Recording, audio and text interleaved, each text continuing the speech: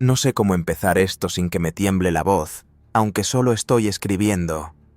Imagínate que estamos sentados en un rincón oscuro de mi habitación, con la luz de una lámpara vieja parpadeando sobre nosotros y el olor a humedad del sótano subiendo por las escaleras. Tú eres mi amigo, el único al que le contaría algo así, porque nadie más entendería. Me llamo Efraín. Tengo 16 años ahora, pero cuando todo pasó, apenas rozaba los 15. Sí, soy yo, el adolescente del que hablan en los noticieros con ese título sensacionalista. Este adolescente mató a su hermana y el motivo es increíblemente escalofriante. Pero ellos no saben nada. Nadie lo sabe, excepto tú ahora, porque te lo voy a contar todo, paso a paso, como si estuviera confesando un pecado que me quema el pecho. Todo culminó esa noche de tormenta, cuando el cielo se rompía en truenos que retumbaban como disparos lejanos. Recuerdo el olor a tierra mojada filtrándose por la ventana rota de la cocina y el sonido de la lluvia golpeando el techo como dedos impacientes. Mi hermana, Valeria, estaba allí, de pie frente al fregadero, con su cabello negro cayéndole sobre los hombros como una cortina de sombras. Llevaba esa blusa roja que siempre usaba para impresionar a sus amigos, pero esa noche, el rojo parecía sangre fresca bajo la luz amarillenta. Yo estaba detrás de ella, con el cuchillo de cocina en la mano, el que usábamos para cortar la carne dura que mamá compraba en el mercado. El mango era de madera astillada, y sentía las grietas clavándose en mi palma sudorosa. «Efraín, ¿qué demonios estás haciendo?», me dijo ella, girándose con esa sonrisa torcida que siempre usaba para burlarse de mí. Pero no era burla lo que vi en sus ojos. Era miedo, puro y crudo, como el de un animal acorralado. Levanté el brazo y el mundo se ralentizó. El destello del metal, el grito ahogado que salió de su garganta, el calor de la sangre salpicando mi cara como gotas de lluvia caliente. Cayó al suelo con un zud sordo, y el charco rojo se extendió como un río en miniatura, mezclándose con el agua que goteaba del grifo mal cerrado. Me quedé ahí, jadeando, con el corazón latiendo tan fuerte que pensé que me rompería las costillas. ¿Por qué lo hice? Venganza, sí, pero no una cualquiera. Era por todo lo que me había robado en la infancia, traumas que enterré tan profundo que ni siquiera mis padres sospechaban. Pero vamos paso a paso, amigo. Retrocedamos, porque para entender el final, tienes que ver el principio. Mi infancia fue un laberinto de sombras en una casa vieja en las afueras de la ciudad, donde el sol apenas entraba por las ventanas empañadas. Vivíamos en un barrio pobre, de esos donde las calles son de tierra y los perros ladran toda la noche. Mi familia, papá, un hombre alto y callado que trabajaba en una fábrica de textiles, oliendo siempre a humo y a sudor rancio. Mamá, con sus manos agrietadas de lavar ropa ajena, y esa mirada perdida como si estuviera soñando con una vida mejor. Y luego Valeria, mi hermana mayor por 3 años, la princesa de la casa, con sus ojos verdes heredados de no sé qué abuelo lejano, y una risa que podía iluminar la habitación o cortarte como un cuchillo. Yo era el pequeño, el invisible, el que siempre quedaba en segundo plano. Desde que tengo memoria, Valeria era la estrella, buena en la escuela, con amigos que llenaban la casa de risas estridentes, mientras yo me escondía en el sótano con mis libros viejos y mis dibujos garabateados en papel reciclado. Pero el verdadero infierno empezó cuando teníamos 7 y 10 años, respectivamente. Papá perdía el trabajo con frecuencia, y las noches se llenaban de discusiones que resonaban como ecos en las paredes delgadas. Mamá lloraba en la cocina, con el olor a cebolla quemada flotando en el aire, y papá se iba a la cantina del barrio, volviendo con el aliento a alcohol barato que impregnaba todo. En esas noches, Valeria y yo nos acurrucábamos en nuestra habitación compartida, con las camas separadas por una cortina raída. Al principio, era consuelo mutuo. Ella me abrazaba, susurrando historias de princesas y dragones para ahuyentar el miedo. Sentía su calor, el olor a jabón de lavanda que mamá le compraba solo a ella, y por un momento el mundo parecía seguro. Pero eso cambió.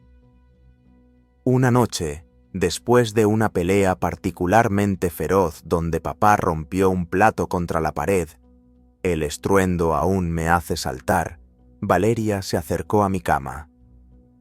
«Efraín, ven aquí», dijo en voz baja, y yo, confiado, me metí bajo sus sábanas. Pero no era un abrazo inocente. Sus manos exploraron donde no debían, y el pánico me invadió como un frío helado. «Shh, es nuestro secreto», murmuró, con esa voz que sonaba como la de una adulta. Yo no entendía, solo sentía el asco y la confusión, el olor a sudor mezclado con lavanda volviéndose nauseabundo. Eso se repitió, noche tras noche, cuando la casa estaba en silencio. Valeria cruzaba la cortina. Al principio eran toques sutiles, pero escaló a algo más oscuro, más invasivo. Yo tenía 7 años, amigo. ¿Qué sabía yo de eso? Me decía que era normal, que los hermanos se querían así, y que si se lo contaba a alguien, papá nos golpearía a ambos. El miedo me paralizaba, el sonido de su respiración acelerada, el crujir de la cama, el dolor punzante que me dejaba llorando en silencio después. Durante el día, actuaba como si nada, me ignoraba en la escuela, se reía con sus amigas de mi torpeza, me llamaba el rarito delante de todos. Y yo guardaba el secreto, porque ¿a quién le iba a contar? Mamá estaba demasiado cansada, papá demasiado ausente. Introduje a un personaje clave aquí, mi tía Rosa, la hermana de mamá, que vivía a unas cuadras y venía a visitarnos los fines de semana. Ella era la única que parecía notar algo. Me miraba con ojos tristes, oliendo a perfume floral, y me preguntaba si todo estaba bien. Pero yo negaba con la cabeza, aterrorizado de que el secreto saliera y destruyera todo. A medida que crecíamos, los abusos se volvieron menos frecuentes, pero el daño estaba hecho. Yo me volví introvertido, con pesadillas que me despertaban sudando, reviviendo esos momentos en flashes de oscuridad. Valeria, en cambio, florecía. A los 13, ya tenía novios, salía hasta tarde, y mamá la defendía siempre. «Es una chica lista», decía, mientras yo luchaba con las notas bajas y los bullying en la escuela. Pero había tensiones familiares que nadie veía. Papá empezó a sospechar algo cuando encontró a Valeria con un chico mayor en el patio trasero, el olor a cigarrillo colgando en el aire. La golpeó esa noche, y por primera vez vi miedo en sus ojos verdes. Yo, desde mi esquina, sentía una mezcla de pena y rabia. ¿Por qué ella podía ser la víctima ahora, cuando yo lo había sido por años? El flashback se profundiza. Recuerda una Navidad, con el árbol improvisado de ramas secas adornadas con luces parpadeantes. El olor a pavo asado, raro lujo, llenaba la casa, pero la tensión era palpable. Valeria me regaló un libro viejo, para que sigas siendo el nerd, dijo con sorna, y yo lo acepté con una sonrisa falsa. Esa noche, sola en la habitación, intentó de nuevo, pero yo la empujé. No más, susurré. Ella se rió, baja y cruel. Nadie te creería, Efraín. Eres el loco de la familia. Ahí empezó la escalada real. Empezó a traicionarme de otras formas. Robaba mi dinero ahorrado para cómics, mentía a mamá diciendo que yo rompía sus cosas, y hasta le contó a mis compañeros de clase que yo era raro porque hablaba solo. El bullying se intensificó. Empujones en el pasillo, risas a mis espaldas, el olor a sudor adolescente en el vestuario donde me acorralaban. Introduje otro personaje, mi amigo de la infancia, Mateo, un chico del barrio con pecas y cabello rizado, que olía siempre a tierra porque jugaba fútbol todo el día. Él era el único que me defendía, pero incluso a él le mentí sobre por qué odiaba tanto a Valeria. Hermanas, ¿verdad?, decía él, riendo, sin saber la profundidad del veneno. Las tensiones familiares crecían. Papá bebía más, mamá enfermaba de los nervios, y Valeria se volvía la mediadora falsa, ganándose elogios mientras yo me hundía en silencio. Pero el secreto pesaba como una piedra en mi estómago, y cada noche revivía los traumas, el tacto frío de sus manos, el susurro en la oscuridad, el dolor que me hacía sentir sucio. A los 12, intenté hablar con tía Rosa. Fuimos a su casa, con el olor a café fresco y galletas horneadas.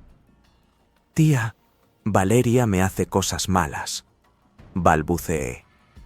Ella frunció el ceño, pero antes de que pudiera explicar, Valeria apareció, interrumpiendo con una sonrisa. Está bromeando, tía. Efraín siempre inventa historias. Y tía Rosa rió, creyéndole a ella. Esa traición me dolió más que nada. El mundo siempre la elegía a ella. Desde entonces, el odio creció como una planta venenosa, regada por cada abuso recordado, cada secreto guardado. Y así, amigo, la infancia se convirtió en un pozo de resentimiento. Pero espera, esto solo es el comienzo. El conflicto escaló cuando entramos en la adolescencia y apareció un nuevo personaje, el novio de Valeria, un tipo llamado Diego, alto y musculoso, con olor a colonia barata y una moto ruidosa que despertaba al barrio. Él trajo más drama, más secretos. Valeria empezó a usarlo para amenazarme. Si dices algo, le digo a Diego que te dé una paliza. Y yo, con 13 años, me tragaba todo, planeando en silencio. El punto de quiebre vino una noche. Amigo, si estás todavía aquí conmigo, sentado en esta habitación imaginaria donde la lámpara sigue titilando y el olor a humedad se mezcla con el recuerdo de sangre, entonces prepárate, porque esto se pone más oscuro. La lluvia de esa noche en la cocina no fue solo el final. Fue el resultado de años de veneno acumulado, de un plan que creció como un tumor en mi cabeza. Vamos a retroceder un poco más, a mis 13 años, cuando el odio hacia Valeria se volvió una obsesión que me mantenía despierto, escuchando el crujir de la casa y el eco lejano de las peleas de mis padres. Te contaré cómo escaló todo, cómo los secretos se volvieron más pesados, las traiciones más crueles, y cómo planeé lo impensable. A los 13, yo era un flaco desgarbado, con el cabello revuelto y ojeras que hacían que mamá me preguntara si estaba enfermo. Pero no estaba enfermo del cuerpo, sino del alma. Valeria, a sus 16, era la reina del barrio. Su risa resonaba en las calles, su perfume dulzón impregnaba la casa, y su novio Diego era como un trofeo que exhibía en cada esquina. Diego olía a gasolina y tabaco, con esa chaqueta de cuero gastada que crujía cuando se movía. Al principio, solo era una molestia. Llegaba en su moto, haciendo rugir el motor hasta que los vecinos gritaban, y se quedaba en el patio con Valeria, susurrándole cosas que la hacían reír como si el mundo fuera un chiste privado. Pero pronto, Diego se convirtió en otra arma que Valeria usaba contra mí. Una tarde, mientras yo intentaba leer en el sótano, el único lugar donde encontraba algo de paz, con su olor a moho y papel viejo, Diego bajó las escaleras. «Val dice que eres un bicho raro», dijo, con una sonrisa torcida que mostraba un diente chueco. «Si sigues metiéndote en su camino, te voy a enseñar modales». Sentí el calor subiéndome a la cara, el olor a colonia barata asfixiándome. No dije nada, pero mis manos temblaban alrededor del libro. Esa noche, Valeria me miró desde la puerta del sótano, con esos ojos verdes que brillaban como los de un gato en la oscuridad. «No le digas nada a nadie, Efraín, o Diego te rompe la cara». Y yo, tragándome la rabia, asentí. Las traiciones se volvieron rutina. Valeria empezó a inventar historias más elaboradas para ponerme en ridículo. Una vez, en la escuela, alguien pegó un papel en mi mochila que decía «Efraín el enfermo». El olor a marcador permanente me persiguió todo el día, mientras las risas de mis compañeros resonaban en los pasillos. Sabía que era ella. Reconocí su letra en el papel. Luego estaba el dinero. Ahorraba cada peso que mamá me daba para el almuerzo, soñando con comprarme un cuaderno nuevo para dibujar.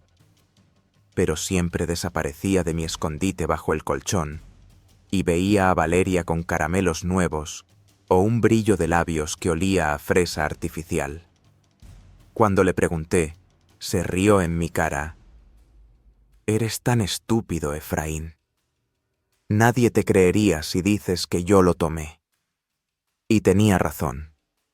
Mamá siempre la defendía, diciendo que yo era descuidado, mientras papá solo gruñía y se servía otro vaso de aguardiente. Pero no todo era odio puro. Había momentos en que me confundía. A veces, Valeria actuaba como si nada hubiera pasado, como si fuéramos los hermanos de antes. Una noche, después de que papá se fuera dando un portazo, ella se sentó a mi lado en el sofá deshilachado, con el olor a moho del tapiz subiendo hasta mi nariz. «Lo siento, Efraín», dijo, pasándome una galleta rancia de las que tía Rosa había traído. Su voz sonaba suave, casi rota, y por un segundo quise creerle. Pero luego recordaba el crujir de la cama en la oscuridad, el susurro de «es nuestro secreto», el dolor que me dejaba temblando. Esa falsa bondad era otra trampa, otra forma de mantenerme callado. Y funcionaba, porque el miedo seguía ahí, mezclado con la vergüenza de lo que había pasado en nuestra infancia. El entorno familiar se desmoronaba. Mamá empezó a tomar pastillas para los nervios y el olor a farmacia se volvió constante en la casa. Papá llegaba más borracho, con el aliento a alcohol barato que impregnaba las paredes. Una noche, Lo escuché gritarle a Valeria: «Te estás volviendo una cualquiera con ese Diego». El sonido de una bofetada resonó como un trueno y corrí a esconderme en el sótano. Pero desde ahí escuché a Valeria llorando y luego su voz baja hablando con mamá. «Efraín es el problema, siempre causando peleas». Otra mentira, otra traición, y yo, en la penumbra, apretaba los puños hasta que las uñas se me clavaban en las palmas. Fue entonces cuando conocí a otro personaje clave, Doña Clara, la vecina anciana que vivía al lado. Olía a hierbas medicinales y siempre estaba barriendo su patio, con un rosario colgando de su cintura. Una tarde me encontró llorando detrás de un árbol, con el olor a tierra húmeda pegado a mi ropa. «Mijo, ¿qué te pasa?», preguntó, su voz como un susurro de viento. No le conté todo, pero le dije que Valeria me hacía la vida imposible. Ella suspiró, tocándome el hombro con una mano arrugada. «A veces, los demonios están dentro de la familia», dijo, y esas palabras se me grabaron como un tatuaje. El punto de quiebre llegó una noche de verano, cuando el calor era tan denso que el aire olía a sudor y asfalto recalentado. Yo tenía 14, Valeria 17. Diego había roto con ella, y ella estaba furiosa, rompiendo platos en la cocina mientras mamá intentaba calmarla. Yo estaba en mi rincón del sótano, dibujando una escena violenta en mi cuaderno, un monstruo devorando a una chica con ojos verdes. Entonces, Valeria bajó, con el rostro enrojecido y el olor a licor en su aliento. «Todo es tu culpa, Efraín», escupió. «Si no fueras tan débil, papá no estaría tan estresado y Diego no me habría dejado». No sé qué me poseyó, pero por primera vez le grité: «Tú eres la que me arruinó desde que éramos niños». Sus ojos se abrieron y por un segundo vi culpa en ellos, pero luego se rió, cruel y afilada. «Nadie te creería, pequeño llorón». Subió las escaleras, dejándome con el eco de su risa y el olor a moho del sótano. Esa noche, en la oscuridad, decidí que no podía seguir así.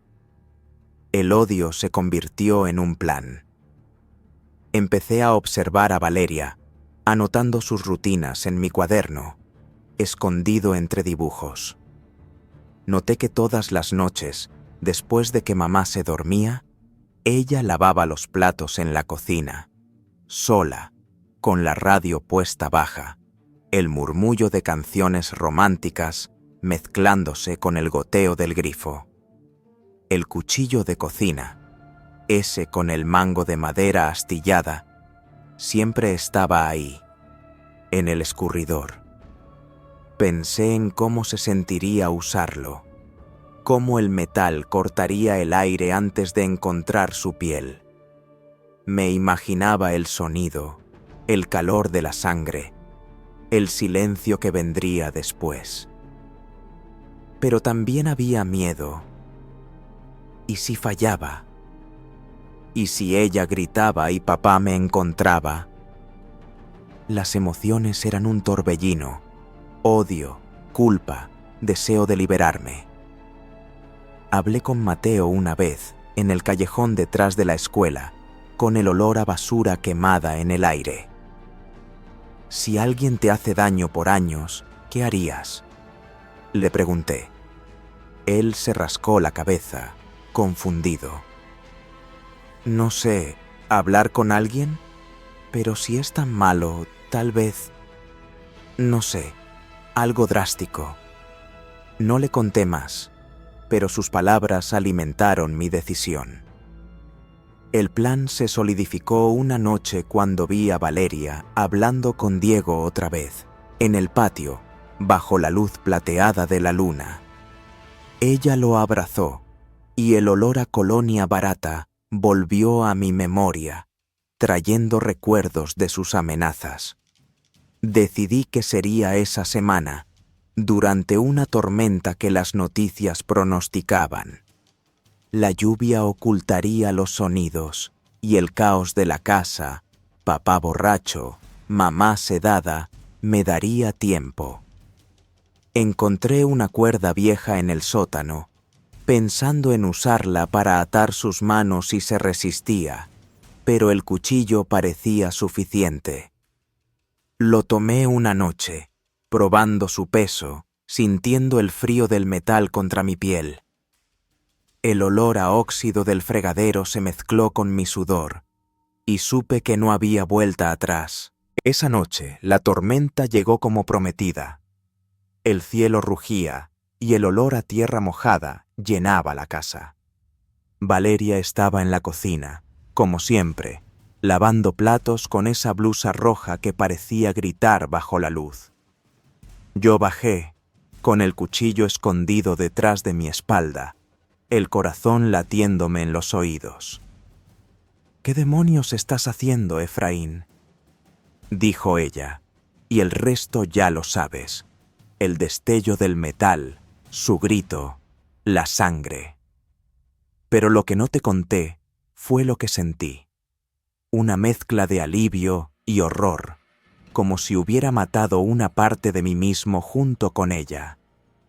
Me quedé allí, temblando, mientras el charco rojo crecía y la lluvia seguía golpeando el tejado como un tambor fúnebre. La cocina esa noche no fue solo un crimen. Fue el estallido de años de silencio, y lo que vino después fue un torbellino que me arrastró al infierno que merecía, o quizás no. Vamos a desentrañar las consecuencias, las traiciones que surgieron como fantasmas, las revelaciones que partieron a mi familia en pedazos, y al final te diré lo que siento ahora, sentado en esta celda fría que huele a desinfectante y a sueños rotos. Porque sí, estoy en prisión, con 16 años, esperando un juicio que el mundo ya ha dictado. Inmediatamente después del acto, el mundo se volvió un borrón de sonidos y colores. El cuchillo cayó de mi mano con un clang metálico que resonó en mis oídos, y me arrodillé junto al cuerpo de Valeria, su blusa roja ahora empapada en un carmesí más oscuro. El olor metálico de la sangre subiendo como vapor. Toqué su mejilla, aún cálida, y un sollozo se me escapó, no de arrepentimiento, sino de alivio mezclado con terror. «¿Qué he hecho?», murmuré, pero en el fondo sabía que era lo que tenía que hacer para liberarme. La tormenta afuera rugía, cubriendo mis jadeos, pero entonces oí pasos en las escaleras. Mamá, despertada por el ruido, bajando con su bata raída, el olor a somníferos aún en su aliento. Entró en la cocina y se congeló, sus ojos abriéndose como platos bajo la luz amarillenta. «Efraín, Dios mío, ¿qué has hecho?», gritó, su voz rompiéndose como vidrio. Cayó de rodillas, abrazando el cuerpo de Valeria, manchándose las manos de sangre, y sus llantos se mezclaron con el trueno. Papá llegó poco después, tambaleante por el alcohol, oliendo a cantina y a humo de cigarro. Me miró con ojos inyectados en sangre, y por primera vez vi miedo en él, no ira. «Llama a la policía», le dijo a mamá, pero su voz temblaba. La policía llegó en minutos, sirenas cortando la noche como cuchillos, luces azules y rojas bailando en las paredes húmedas. Me esposaron, el metal frío mordiendo mis muñecas, y me llevaron a la comisaría, donde el olor a café rancio y sudor policial me dio náuseas, interrogatorios interminables. ¿Por qué lo hiciste, chico? Al principio me quedé callado, mirando el suelo gris, pero luego el secreto salió como un vómito. Les conté todo: los abusos de infancia, las noches en la habitación compartida, el tacto invasivo, los susurros que me perseguían. Revelé los traumas que nunca había dicho, y vi en sus caras una mezcla de horror y escepticismo. Pruebas, exigieron, pero ¿qué pruebas tenía? Solo mis recuerdos, vívidos como cicatrices. Entonces vino la traición mayor, tía Rosa, a quien llamaron para testificar. En la sala de interrogatorios, con su perfume floral ahora opacado por el estrés, negó todo. Efraín siempre fue imaginativo, dijo con voz temblorosa. Valeria era una santa, nunca le haría daño. ¿Por qué? Descubrí después que Valeria le había contado una versión retorcida, que yo era el que la acosaba, que inventaba cosas para llamar la atención. Tía Rosa, creyéndole a ella, me traicionó para proteger la memoria de su sobrina favorita. El dolor fue como una puñalada fresca. El olor a traición en esa habitación estéril me hizo llorar por primera vez. Mateo, mi amigo, fue otro golpe. Lo interrogaron, y aunque al principio defendió que yo era un buen chico, admitió que le había preguntado sobre hacer algo drástico. En el juicio, sus palabras se usaron en mi contra. Parecía obsesionado con Valeria. Lo vi en la corte, con su cabello rizado revuelto, oliendo a nervios, y su mirada evitaba la mía. Traición de un amigo, amigo mío. Duele más que cadenas. Doña Clara, la vecina, testificó a mi favor, susurrando sobre demonios en la familia, pero su voz anciana se perdió en el bullicio. Papá, en el estrado, borracho como siempre, reveló otro secreto impactante. Admitió que sospechaba algo en la infancia, que había oído ruidos extraños en nuestra habitación, pero lo ignoró por cobardía. Pensé que eran juegos, dijo, con lágrimas rodando por su cara curtida. Esa revelación partió a mamá. Gritó en la sala, el eco rebotando en las paredes de madera, y se desmayó, oliendo a sal de lágrimas. La familia se desintegró. Papá se hundió más en la botella, mamá en un hospital psiquiátrico, su habitación oliendo a antiséptico y soledad. El juicio fue un circo, noticieros afuera, con cámaras destellando como relámpagos, reporteros gritando preguntas que olían a sensacionalismo. Me pintaron como un monstruo, el adolescente asesino, ignorando los traumas. Detalles impactantes salieron. Autopsia revelando que Valeria estaba embarazada de Diego, un secreto que nadie sabía. Diego testificó, con su chaqueta de cuero crujiendo, admitiendo que la había dejado por eso, pero jurando que la amaba. Otra traición. Resultó que Valeria le había contado sobre mí, riéndose de mis fantasías, y él la creyó. El olor a colonia barata en la corte me trajo flashbacks, y apreté los puños bajo la mesa. Fui condenado, homicidio en primer grado, cadena perpetua con posibilidad de libertad condicional en 25 años. Me llevaron a esta prisión juvenil, donde las paredes grises huelen a metal y desesperación, y los sonidos de llantos nocturnos me recuerdan mis propias pesadillas. Ahora, en el presente, con 16 años, sentado en mi catre duro, reflexiono. ¿Me arrepiento? Una parte de mí dice sí. El horror de esa noche, la sangre en mis manos, el grito de mamá. Echo de menos la casa, aunque fuera un infierno, el olor a cebolla quemada de la cocina, las risas lejanas del barrio. Pero el núcleo de mí, el que sufrió esos traumas, dice no. Matar a Valeria fue liberarme de las cadenas que me ataban desde niño. No más secretos susurrados en la oscuridad, no más traiciones disfrazadas de sonrisas.